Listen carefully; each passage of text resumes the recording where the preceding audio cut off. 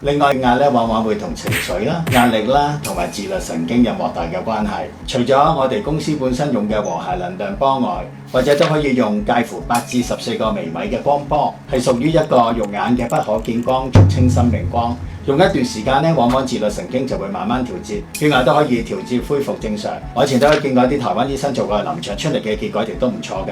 而我哋亦發現到咧，有些長期唔容易降嘅血壓咧，某啲中成藥都可以幫到大家嘅。例如天麻歐藤飲，佢係比較適合咧長期處於緊張咧、壓力大咧、容易煩躁嘅人。喺現代醫學嚟講咧，呢啲人咧都係容易呢個交感神經活躍，身體處於一個作戰嘅狀態，容易令心跳加快、血管收縮以及血壓上升。而中醫所講嘅剛陽上亢就係呢個方向啦。因此咧，天麻歐藤飲咧係幫助身體放鬆以及維持血壓穩定嘅。不過每個人嘅體質都唔同，高血壓嘅成因咧同身體狀況咧都唔一樣。天麻歐藤飲對大部分人嚟講咧都係極少出現副作用嘅。但如果你係虛寒體質人士，最好咧就揾一個夾到你嘅中醫調配後先飲用啦。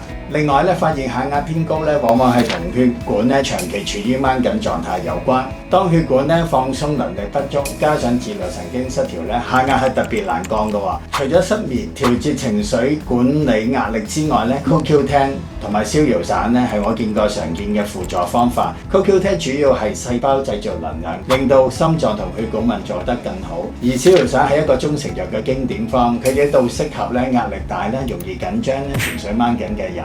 幫助身體放鬆，令到自律神經咧容易恢復正常。另外有一啲人咧，佢有一啲頑固性嘅高血壓嘅，俗稱叫頸源性高血壓，即個高血壓咧有機會係同頸椎嘅健康有關。當頸椎因長期坐姿不良、勞損、退化、錯位甚至變形咧，除咗可影響頸部嘅正常活動外咧，亦有機會咧刺激周圍嘅神經組織嘅喎，影響自律神經嘅正常調節功能，令交感神經處於較活躍嘅狀態。部分患者同時會出現頭暈啦、頭痛啦、心悸啦、肩頸掹緊啦、容易緊張及難以入睡嘅情況嘅。但最重要咧就係同時會出現呢個頑固性嘅高血壓啦。除此之外，頸椎退化同埋周邊嘅組織過度緊張，亦都有可能影響頸椎動脈及呢個神經訊息嘅正常運作嘅喎。當身體感知到血流調節出現異常嘅時候咧，可能會透過不同嘅補償機制嚟維持正常嘅循環，從而令到血壓能維持穩定嘅。治療任何疾病需注意咧佢哋嘅成因，